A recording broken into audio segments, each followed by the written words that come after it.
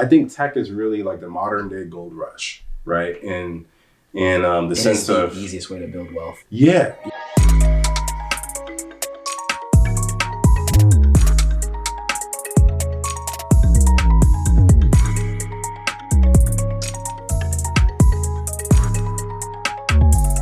Hey, what's up you guys? Talent Scout back with another video.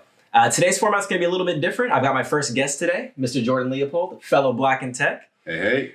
Before we get started, be sure to smash that like button, subscribe, make sure you turn on the bell notifications because yeah, we've got some good stuff coming. All right, Jordan, mind giving us a quick introduction? Yeah. Well, first of all, thanks for having me, man. Yeah, of course. Love your shows. So Jordan Leopold, Hayward native, here in the SF Bay Area. I've been in tech for about maybe like 2.5 years now. Got it. Started off at the Chan Zuckerberg Initiative, and then left, and then I went to it's like IT startup for a little bit, and then which is that's where we met. Oh, heads up, I'm going to be bleeping out all names of the companies and people involved because I'm not sure if that's defamation and I'm not getting a lawsuit. This might blow up one day. But yeah, we met at the same company. We met I met Jordan back in March. When did you start? I started there in, August of last year. So 2018. Yeah, so I'm a freshie. I've only been there for about 6 months. So one of those old parables, the grass is always greener. So if you look at the landscape today, people always talk about the great salaries for new graduates in tech, getting into the industry, and it's seen as some type of like holy grail. Like once you get into tech, it's just sunshine and daisies going forward. And as Notorious B.I.G. once said, more money, more problems. Hey Jordan, so give us a little bit of background of your experience. Got it. Yeah. So my is definitely interesting. So I've been there for about a little over a year before I left. So I came in as a sales development representative. So for those that don't know about like sales and tech, so you have like outbound sales, which is like you're making calls to people on the random, or you're trying to sell more to existing customers. And then you have inbound sales. So people that go to our website that send an email saying, hey, we like your product or your service, and tell us a little bit more about what it is that they provide, right? And so I came in as a sales development representative. That's my current position. Yep, at SDR. And so I was the first sales development rep on a team. And so I kind of helped build out the team and all of that. And, when SDR number 2 came on board, helped her get up to speed. She killed it. And then really lay out the foundation for when T came on board. Yes. This man was like making calls in like week 2 or 3, something crazy. And so after putting in all that work, I got promoted within 9 months to a business development representative, a BDR. So, fun fact: I was actually I was initially interviewing for his position as a BDR, but I was really, really close. But they decided he was ready for it, so I got the SDR position. Gotcha. I didn't know that. Okay. Fun fact. Yeah. Oh yeah, they never told you? No. That's what I was interviewing for. Yeah. Oh shit. Okay. Yep. Cool. Nice. So like I got bumped up to a BDR, which is like outbound sales. So what I was talking about, getting on the phone and sending out emails to folks that companies you've never talked to yet, that don't use your product making something out of nothing. Exactly. Gotcha. And so, did that. I think it was like Q2 of this quarter, just destroyed it. My quota, I blew it out the water by like 183%. Yes, he absolutely murdered it. Yeah, it was ridiculous. And, had good successes there. And then, the following quarter, which is this quarter? Still this quarter. This is fresh. This was like a month ago. Yeah, not that long ago. It's crazy. It feels like forever ago. But this quarter was on pace to hit my number. And for whatever reason, there were like a lot of changes within this quarter, and like the strategy and all that. A lot of it was within reason, right? So like last quarter, we were going to a lot of conferences, and that's where we got a lot of our sales from and our meetings, because we get compensated per meeting. That's our quota, right? It's like how many people we can talk to. And we were relying on that a lot. And so we were like, okay, well, let's change up the strategy. Let's try to really increase the number of calls that we make, the number of emails. Let's like focus on smaller size companies versus these giant corporations. And, I was all for it because, me, whenever I come in into any position or any job, I'm like, okay, well, how can I do better? How can I help the team do better and, ultimately help the company do better, right? Because, the thing about being on the sales team is like you're kind of the front line when it comes to the revenue that we generate as a business. We are the revenue. Exactly. And so, I always have the company in mind. And I noticed towards my the end of my time, my relationship with my manager was getting really weird. Like he was becoming way more and more distant. And I was like, what's going on? It was very noticeable throughout our team. Yeah. Because myself and the other teammate, we noticed that. Yeah, and it was really odd. And I confirmed with T and everybody else, like, hey, what's going on? Is this just me or what? Yeah, keep in mind, these two, the manager and Jordan, they were extremely close before, very tight. So that complete 180 was unexpected and inexplicable for a while. It was pretty crazy because he came into the manager position formerly as an AE. So for those that don't know, that's an account executive. So we are on the sales development side. We create the pipeline for the account executives. They're the ones that close the deal. Exactly. And so he was doing that before when I came on board as an SDR. And then at the start of this year, 2019, he got promoted to the manager to oversee our team. And, there was some concerns about, how he would perform because he's first-time manager. Mm-hmm. And I was like, this guy is cool. He understands. He listens really well. He's compassionate. He's considerate of what's being, said in terms of feedback. And, I was an advocate for him within our team. And, in conversations, we really connected. We talked about personal matters and stuff like that. And, I even told him hey, I see you as a mentor in some regard because you're giving me a lot of perspective on just the nature of things and how to go about moving forward and maneuvering through politics and stuff like that. And funny enough, he ended up terminating me due to performance, which is really interesting because I've been in sales for about 3 years in total, about a year, and I've always been top performer. And, I always hit my number. It's 183%. Yeah, exactly. Yeah, 183%, first quarter within the position. Yeah. So it was performance, right? And it was really odd because there was no warm up to the idea of me being inspected because of my performance or anything like that. Mm-hmm. It was really random. And the way that it went down is, we had just regular one-on-one meetings and, kind of just talking about the new strategies that we had adopted and all that. There was nothing based on my performance that we reviewed.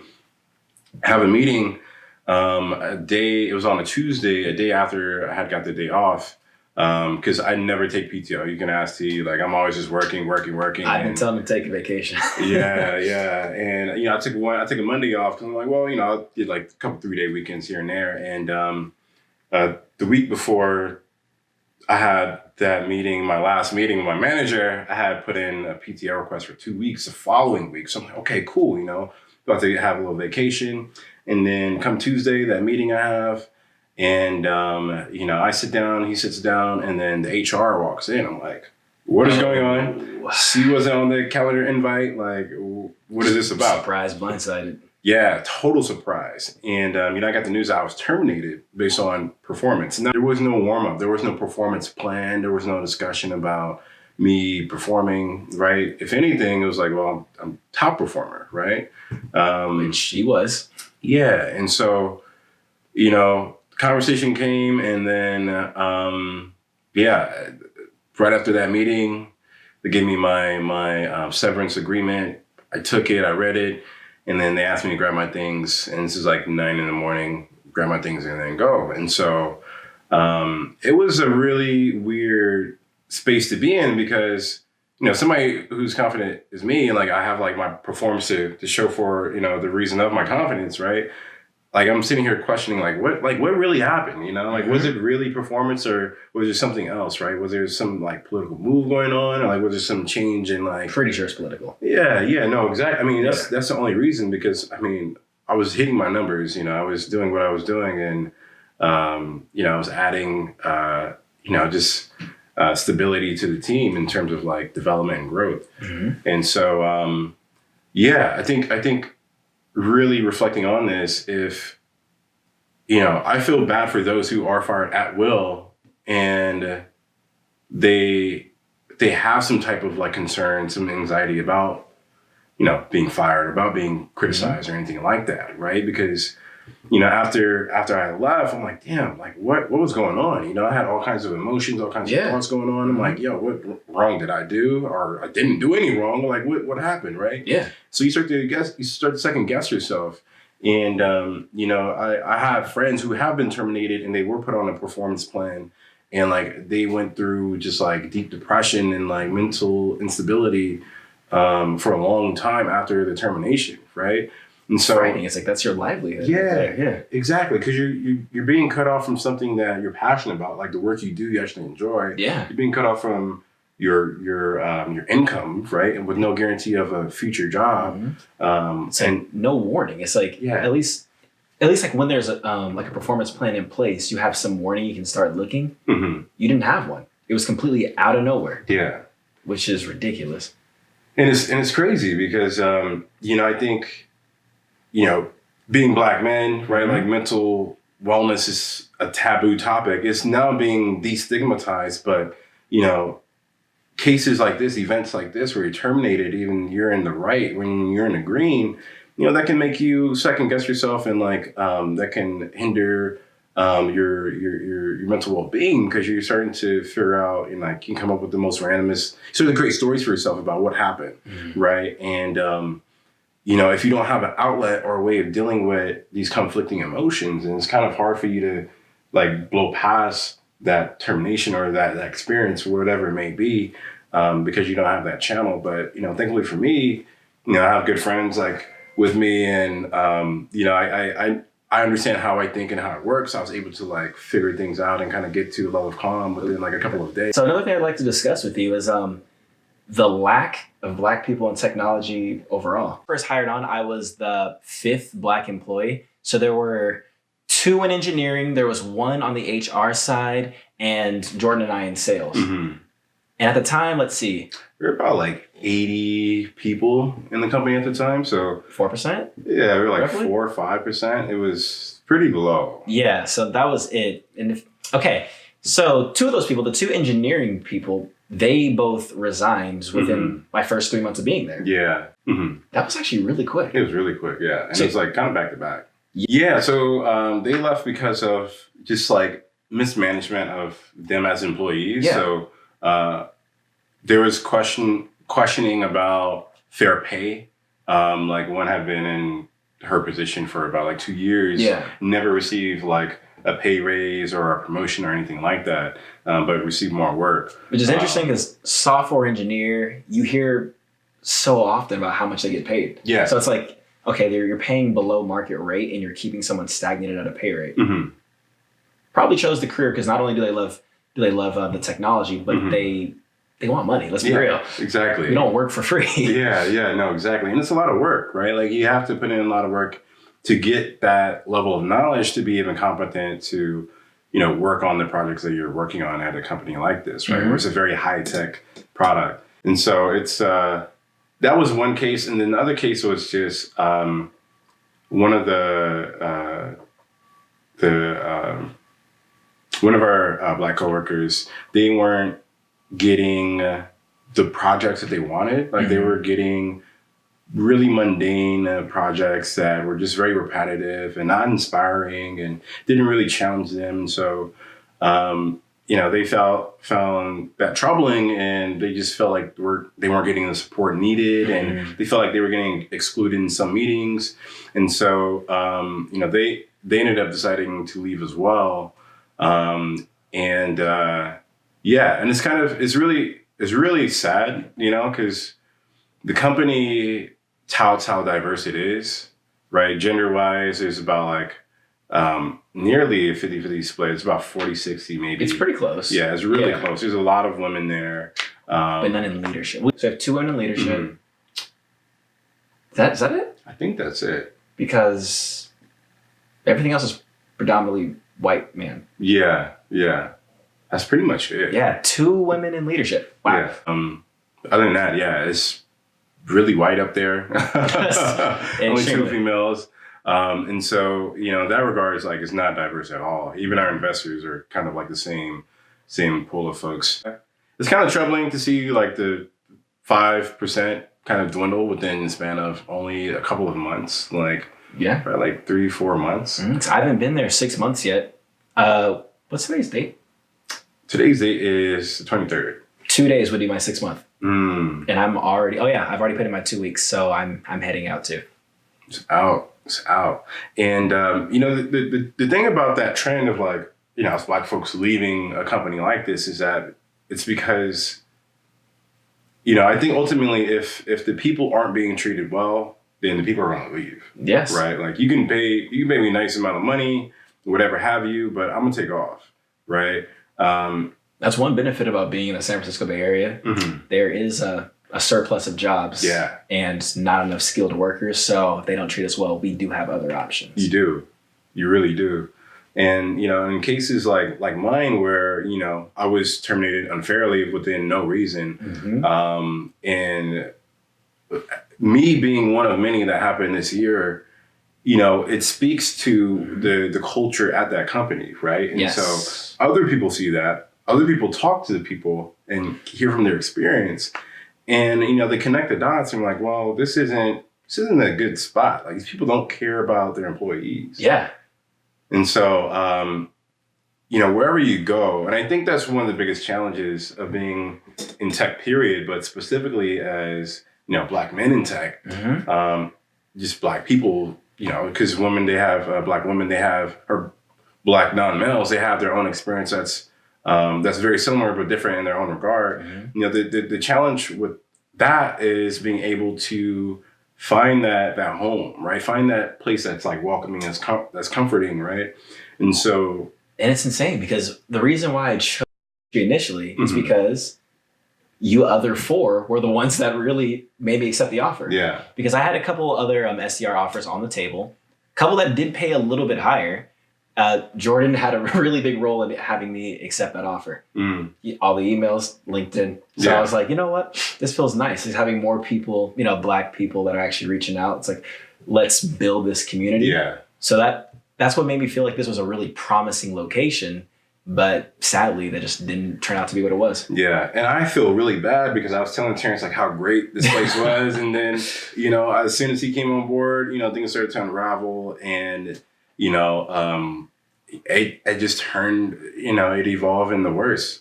And so, people used to talk about how the majority of the organization had the problems that we're now facing. But it's like, oh, good luck. Good thing you're on sales because you don't have those problems there, which was true at the time. Yeah, at the time. All at once, things just started unraveling. It's like not only like your unceremonious, firing, like, career path getting fuzzier because not only they got rid of your entire position as a whole, they added a new position, but no timeline on when other seats will be open. So like they're cutting the branches and also not leaving like a ladder for us to climb up. Yeah. So that was a big reason why I chose to leave the company because I don't want to do the SDR work for that long. I'll just be honest. Like no one really wants to be an SDR. Like we go into sales because we want to be like an account executive, maybe a sales manager, VP of sales. So just seeing there's just way too many variables that also relied on other variables. And at that point I was just like, I can't do this. Yeah. So started applying, excited, got an account executive offer. So as you know, I already accepted that. And it was pretty cool. So nice raise. Because sales, I'm obviously a capitalist, so you know how that is. But when you get pigeonholed and like trapped into something, and then everything is just turning around. Also our sales leader, he left the company. VP of sales left, and so did the VP of customer success, which for me that was kind of like a red flag of like, okay, well, these two who were doing really good. Yeah. Right? Like the sales team was doing really good. Customer success doing really good. Leaving at the same time. So that says a lot. And, like towards the time, like leading up to like my termination, I had planned on leaving. I think when was it? the week of my termination, I had planned on leaving probably a week or two after. I had told T and like the rest of the team, like, hey, like I'm actively looking. I had an interview that Monday, the day before my termination, because I was trying to get the hell out, right? Because saw VP left. I saw, just the changing in the culture, the deterioration of how employees were getting treated, and just the superficialness of everything, right? Like, one thing to look out for, right? This is something I didn't mention before, is that there's this exodus of Black people at this company, but if you go to your hiring page, there's like one Black female, her picture is like in 4 places. So it's a lot like a college campus ad. Yeah, exactly. And so you're not getting supported, and yet you're being tokenized and mistreated. And so if you have these pieces of the puzzle, it's going to be a pretty ugly picture. Yeah. Oh yeah. So going back to you said you were already on the way out. That's what really surprised me. So I was aware that Jordan was, he was already looking for new employment. So the way they announced his departure was extremely strange. So right after his meeting, we had a whole sales team meeting, and I noticed it had changed because normally it would have been a smaller meeting, but they expanded the guest list. And I was like, okay. So I didn't really think much of it. I was working from home, so I'm just in the Google Hangout, just listening to the meeting, and then I hear Jordan no longer works for us. And I was like, oh, at first I was excited because I was like, oh, you already got the new job. So I was like, all right, dope. So I'm just texting him and find out, no, that's not what happened. They had him come into work and just a few minutes prior terminated him. And I was like, wait, what? Yeah. And trying to figure out where that came from, because as it's been said a few times before, the last quarter, he just hit 183%. He's obviously valuable. So what is your reasoning? So I asked some questions, set up a meeting with the manager. Same story he was told. Can't say things because HR. But I'm like, wait a second. Okay, I get why you can't tell me. Why couldn't you tell him? That doesn't really make sense. Like, it's about you. Why shouldn't you be able to know? Yeah. That's really weird to me. And it was strange because, like right after my termination, they had the meeting, and then it was said that they were dissolving my position. So it's like, well, did you fire me because of performance, or because like you're getting rid of the position, or because of like whatever politics, right? Yeah. I would have been fine if you came up to me and said, hey, Jordan, you've been doing a good job, but like, we kind of looked at the numbers and we come to the conclusion that we're going to get rid of the BDR position. Yeah. Right. And so, we're going to let you go given that decision. I would have been fine. Right. Because, you're not lying to me saying, oh, you didn't perform, so we're going to get rid of you, right? That would have been way more ethical. So it would have been objective. So, okay, I get you. Yeah, exactly. But, for them to say, oh, no, you messed up and, like, we're going to fire you because of something you did, it's not really right. The upside to this is that even though I was planning on leaving and I ended up getting fired, they gave me a severance. So, for me, I'm like, okay, great. Well, I'm leaving and I'm getting a month's worth of pay that I don't have to work for. Not bad. So that's the only that's the only upside if you're getting terminated, is that you get a severance. If you've worked there for at least a year, you get about a month's pay, and usually it's based on how many years. So if you work there 2 years, you get 2 months pay, and so forth. That level of experience, I'm sure like higher ups get more. Yeah, something like that. Yeah. So that was the only upside, and so I'm actually happy that I got terminated because I got that money, and then also, I think just given all of that, and during my job hunt, I ended up getting hired at a very established startup. Yes. It has a big name. And yeah, there's a lot of excitement that I have going in because although I'm going into a BDR role again, management, my manager would be a Black guy. Just a bonus in tech if you're a Black guy. That is right? rare. That is a gem. Not many of us at all, period. So to have a Black manager is really, really cool. And they have a very big brand. And the team seems to be like pretty established, but also still refining. Sales team is like about double the size of where we're at. tech startups are startups until they hit like probably like a couple of hundred, right? Like, so, you know, about like 80, I think it's kind of like 90. Yeah. You know, the company I'm going into right now, they're about 150. So that's still a startup level, right? Because they're at the pace where they've kind of solidified, okay, my product is good, people are buying it, and there's opportunity to like grow and scale up. And so this is kind of like that's kind of like the prime area to get into a company, is because of those things. They show that they have a solid foundation. And so come in and like do your thing and really just kill it, because you're going to get recognized for it. You're going to get promoted for it. You're going to get a pay raise for it. And, you know, if you do anything cool, then, you know, by the time like you're ready to leave, whether that be in a year or 2 years, which is kind of like the standard tenure. Then you can be like, hey, well, I did this thing at this company, you know, and. Yeah, it's a great way to grab a lot of experience in a very condensed amount of time. Because, say I started sales at, say, I don't know, maybe Google. I'd probably be in an SDR capacity for maybe like 3 years before I even had the opportunity to think about something else. But in startups, it's like, well, I mean, they're all about move fast and break things. They're more willing to take risks. So I'm pretty sure that's why I was able to land the position that I am going to be starting early next month. But yeah, they're willing to take a risk on you. So maybe give it a shot. And if it doesn't work out, I mean, you still got paid in that little bit amount of time. So opportunity cost, usually worth it. Yeah, no, exactly. I think it's really, really gauging, like, in what aspect do you want to put yourself in tech within a particular company? You know, is there a particular product you want to work with, a particular brand, or a particular position? You know, because there's so many like no-name companies that are doing well, or either that are really small that have yet to get their feet off the ground, that have huge upside. Like I was talking with one company, and they deal with like data analytics. Like you literally type in like, show me product number 1, you know, how much they sold in Q2, and it'll just pop up. Like literally you write a sentence and it'll pop up the data.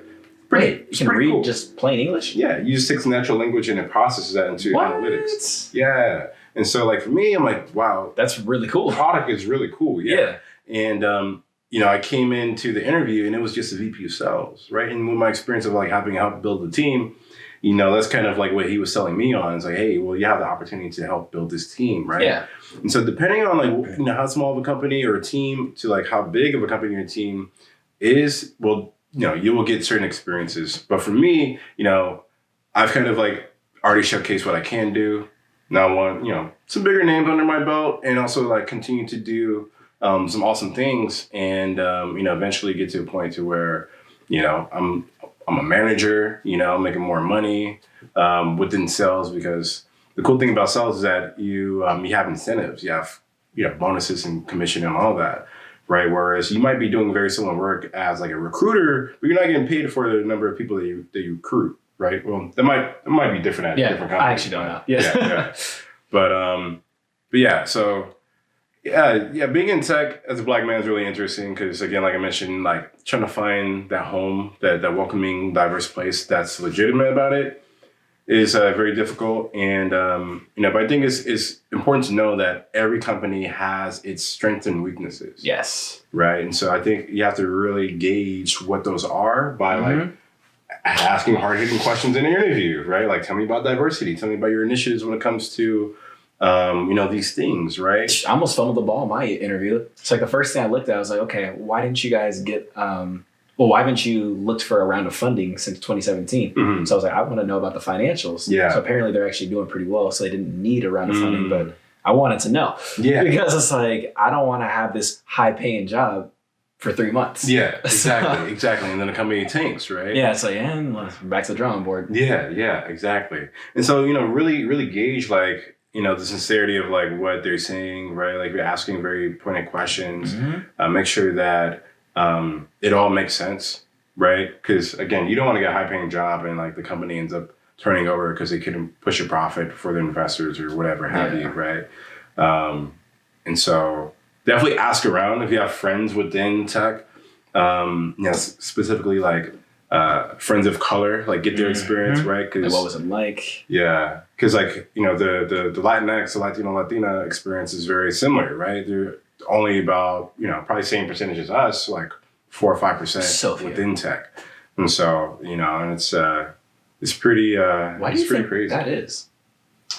I think, the gap between, Black and brown folks in tech is so wide is because of, I think, just the historical limitations that we've had as people within America, right? We never really had access to the level of education or quality of education as compared to our white counterparts, even our Asian counterparts. Although they have a different journey, a different experience, but here within America, the Black and brown folks, based on my knowledge and just looking at history, right, from slavery and all that to like colonizing, America, which is very Hispanic, very Latin and Spanish, right? That struggle is very, very wide, and so moving to the future, having been having to jump through hoops to get education and to even get access to these resources.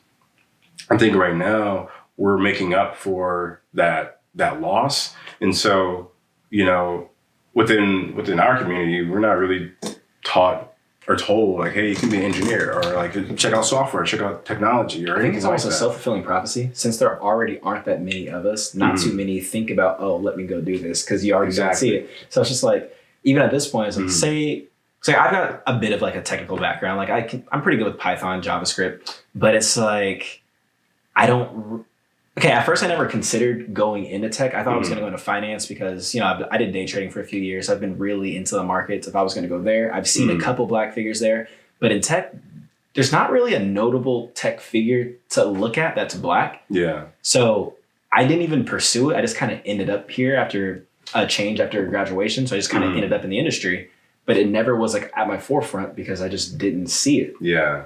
Even though I could learn the skills, it's all on YouTube. Yeah. It's all like, you can Google all this stuff. Yeah. You can self-teach yourself a lot just to get into tech. Yeah. Whether it be coding or like even like graphic design, you can self-teach yourself a lot of things. You really can, like pretty quickly, like not even like a year. You can probably do it in like 6 months and be adequate.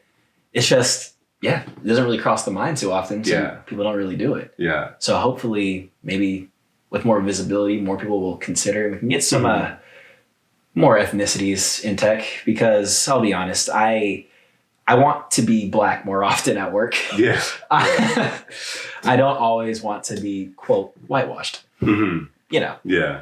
Which is unfortunate, right? Because I think tech gets this it gets praised because of like how like laid back the culture is. You got the bean bags, you got the snacks and whatever have you, the catered free lunches, and which are cool, which are great benefits, great perks. Like you're not gonna get that. I used to work at First Republic Bank. We weren't getting nothing like that. I mean, we didn't have bean bags, so we got like catered lunch like once a week, right? But like it's not to the level of what it is in tech. But with that, I forgot where I was going. Save me. Cut. Yeah, I got so like lost in that. I was thinking about the experience. I'm like, yo, and I forgot. Okay, so talking about bean bags. Talks about it's not the same in tech. What was I saying before? Like there are great benefits. Shit, kind of lost it. Yeah, we'll figure it out. Let's see. Yeah, First Public Bank benefits. Tech is praised because you've got all these cool things, but people don't really focus on, I guess, the lack of diversity and what else? I guess turnover. We could talk about having to assimilate into a specific culture. That's what it was. That's what it was. Okay. Yeah. So like tech is highly praised for the benefits that you get, like like the bean bags, like not really having set working hours, coming whenever you want, to getting like free catered lunches every day. Which is pretty great. It's really awesome. It saves a lot on the food budget. Yeah, no, exactly. And it's gourmet food, so like, why not? Yeah. But a lot of that you don't get elsewhere in other industries. You're not going to get that in healthcare. You're not going to get that in banking, which I used to work in. And so it's really awesome that you get that. But like one trade off is that it's difficult assimilating into this environment where it's, again, like what we were talking about, traditionally mostly white and Asian, right? Mm-hmm. Not many Black and brown folks there. So, and, you know, just given that there's only 5% of us in this space, maybe even 3 in many cases. Yes.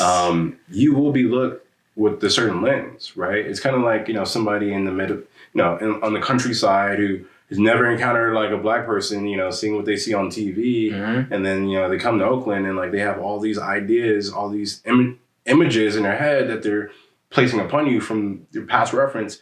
You're going to get that here too, because there's not many people that look like you, right? Exactly. Now, we're in the Bay Area, we're in San Francisco, so we are like diverse as a region, but like within San Francisco specifically, there's only 3-4% Black folks, right? And in tech, it mirrors the same numbers. Yeah. Yeah, and so you always have to be like extremely proper. You have to speak. Everything has to be grammatically correct. Mm-hmm. If you even use a little bit of slang, it's kind of amplified because they already expect us to be ghetto. Exactly. And so you're code switching all the time. Like you're constantly trying to figure out like, okay, like how authentic can I be with this person? You know, like, can I just be like straight up, or like, can I show a little bit of my style, right? Or maybe to like what extent can I show them my style, right? Maybe, I've been watching a lot of Wu-Tang TV shows, right? That just came out. So I'm like, I'm saying a lot of slang or whatever, just to like be funny and like kind of like, just feed off the energy, right? Like I can be like that with my friends, but obviously not in the workplace. Mm-hmm. But maybe you might have friends at work, but you still can't be authentically you as a friend to them. Yes. Right? Because they're in the workplace, you're there for work, right? There are politics, so you have to be conscious of all those things at all times. But you also have to always follow the politics of who's leading it. So exactly. It's really hard to implement your own politics because once you're outspoken, probably like one of the first on the chopping block, because people don't like being corrected. Yeah, no, exactly. It's like law number 1 in 48 Laws of Power, like never outshine the master. Like if you want to figure out how to navigate different environments and different situations, definitely read that book, because you don't want to intimidate or outshine your supervisor or your manager, because then they're going to look at you as a threat, and try to get rid of you. I mean, that could have been what happened in my situation where... Could have been. We'll never know. Yeah. And, like I'm generally a very outspoken guy and highly opinionated. And so, when you have those things on top of like high performance, you can't be seen as a threat. So, as one of our friends says, every now and then, you might have to kiss some ass, right? You might have to kiss some ass. I mean, I don't like to say that phrase because like I never would kiss anybody's ass, but like, you want to appeal to them, right? You want to, you'll learn if you read 48 Laws of Power, you want to appeal to some people's insecurities, right? Some people like that feeling of getting praise and all that. So if you have the opportunity and it's genuine, give that praise, because, you might reap the benefits of that later on as a promotion or like a pay increase, right? And so just know who you're interacting with. Just know what type of relationship you want to build, that you can build with these people, and really just make those connections. And once you do that to a certain degree, you have a good reputation. You have a lot of clout within like your team, within like the company as a whole, and so you can start to do a little bit more things. Yeah, if you stroke their ego, they'll bring you up with them. If you're Black in tech, try to find folks that look like you, that look like us, right? Like, there might not be many folks of color within like your workspace, but there's all kinds of meetups, there's all kinds of events going around locally, especially if you're in the Bay Area. Yeah, November, Afrotech.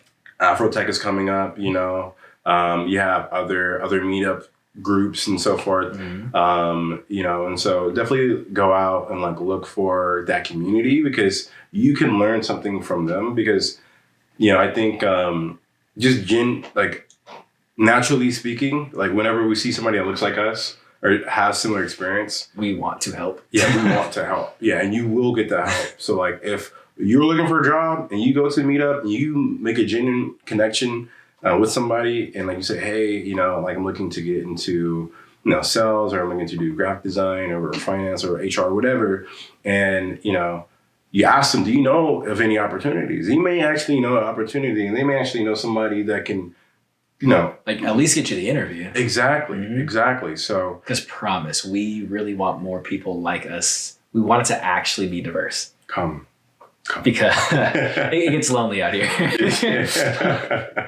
No, for real. And so, and I think tech is really like the modern day gold rush, right? And the sense of the easiest way to build wealth. Yeah. It's like one of the number one ways in which people are building wealth right now is because there's so many breakthroughs when it comes to technology. Like now I'm actually understand like what it means to build something of meaning and of value and sell that, right? Ethically and like make a good profit off of it, right? And so I think given that we need more folks of color in it to also reap the economic benefits of that, right? Because, you heard about Uber and Lyft going public, which means like now they went from a private company to selling stocks on Wall Street. So many freshly minted millionaires. So many, if you were an employee there and you were given, options within a share, right? Like, which means you can buy the stock as it's private. And then when it goes public, the value increases.